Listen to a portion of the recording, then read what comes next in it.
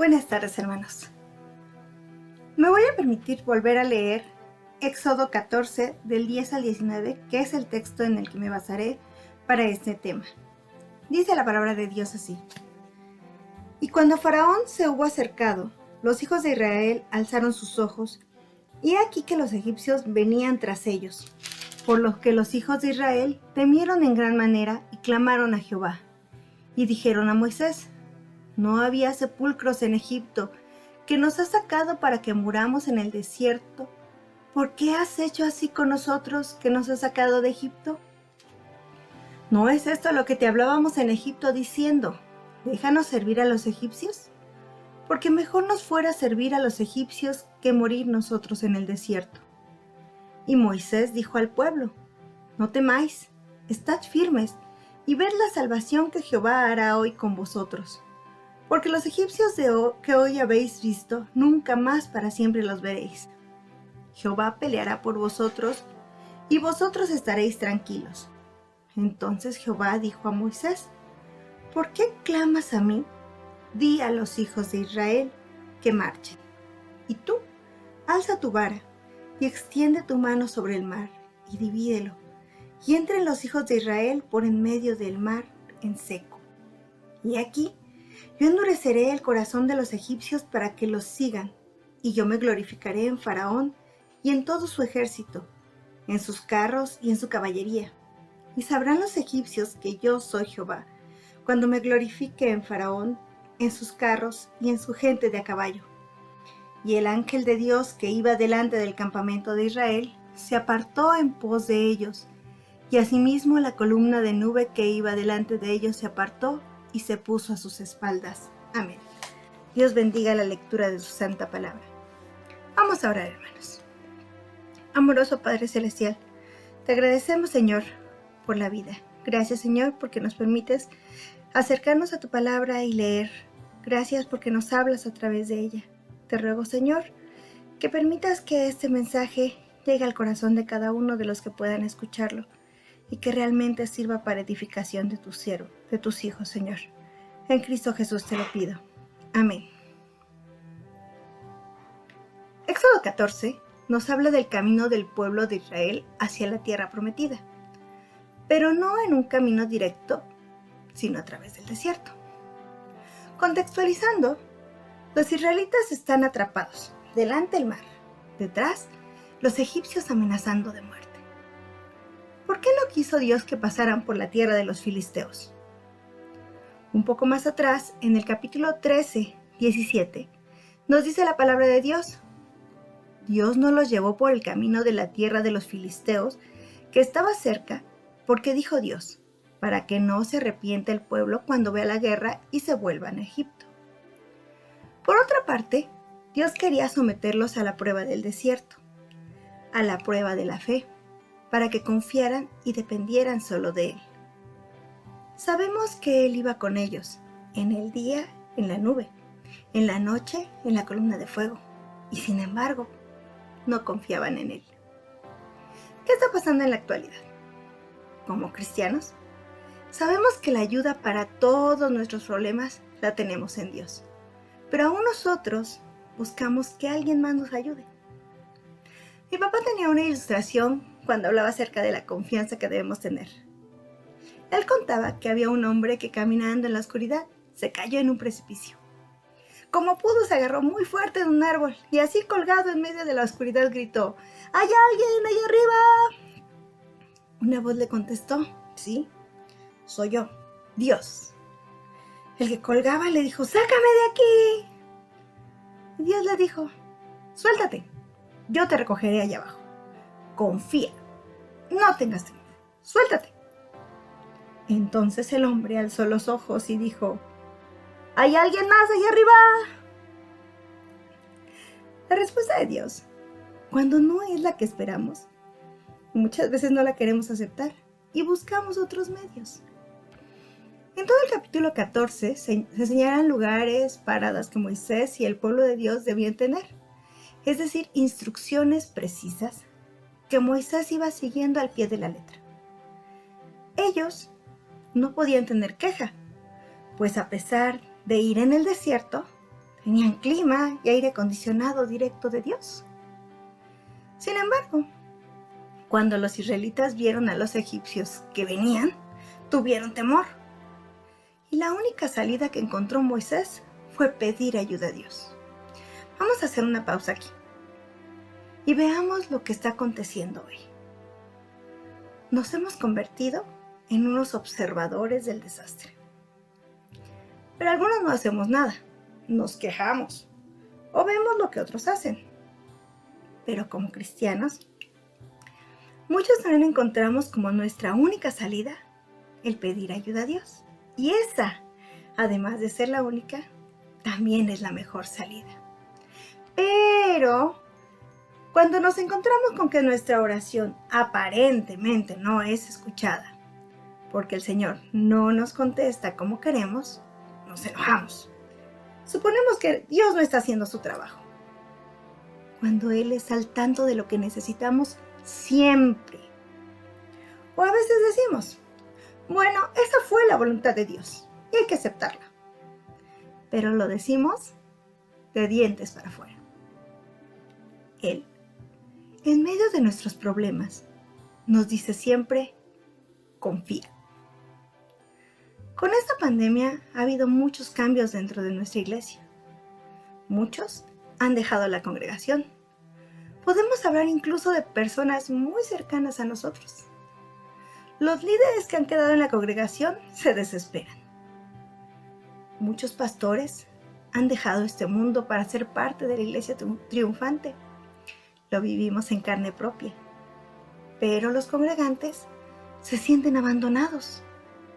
Hay nuevos líderes en la iglesia que no hacen lo que desde nuestro punto de vista deben hacer. Y los que conocen de doctrina se molestan. Mi mamá, con la confianza puesta en Dios, dice siempre que oremos porque en las águilas llegue un pastor que predique la sana doctrina. Porque hasta ahora todavía no se tiene un pastor en esta iglesia.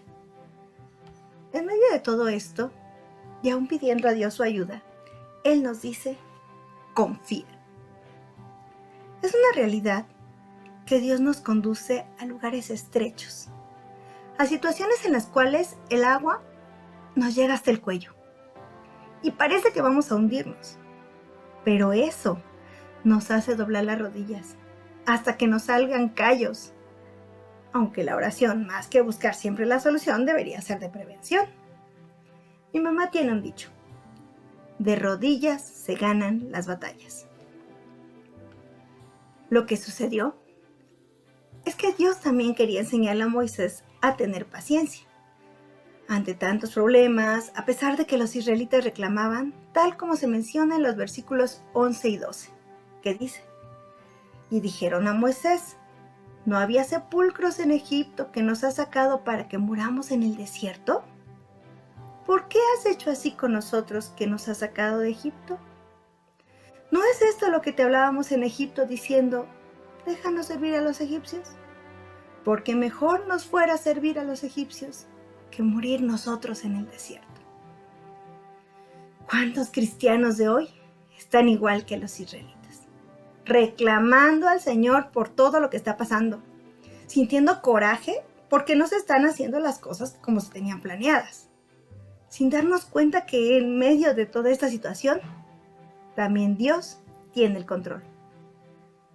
De Dios es la vida. Dios pone y quita reyes. Dios permite situaciones difíciles en la iglesia, pero Él espera que confiemos en su voluntad. Moisés fue un instrumento para liberar al pueblo de Israel, y los israelitas ingratos solo reclamaban. Pensemos un poquito en lo que acabamos de mencionar. Si de Dios es la vida, ¿por qué reclamar que alguien murió? Si votamos por un partido político o por un dirigente de la iglesia y queda otro, resulta que nos enojamos porque ganó el otro, sin entender que aún a un mal líder, Dios lo puede utilizar para su gloria. No sabemos cómo o en qué momento. Dios lo permite. Él no desea que suframos, pero quiere que esté que estemos siempre confiados en Él. En el versículo 13, Moisés menciona 3 frases clave para nosotros. No temas, estad firmes, ved la salvación.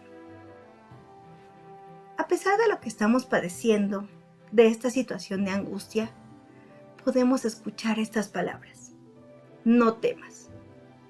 No quiere decir que como ya estamos en semáforo verde, no vamos a protegernos, porque pues no debemos tener temor, sino que aun cuando tuviéramos la enfermedad, el Señor puede darnos la tranquilidad de que si vivimos, como dice Romanos, para Él vivimos. Y si morimos, para Él morimos. Estad firmes, también nos dice. Cuando queremos desviarnos, cuando nuestro ánimo decae, cuando ya no queremos leer la Biblia, no queremos orar, no queremos estar en los cultos, ya sea presenciales o virtuales, nos dice, estad firmes. Ved la salvación. Ya que Jehová va a pelear por los israelitas, ellos iban a ver la salvación y no volverían a ver a los egipcios.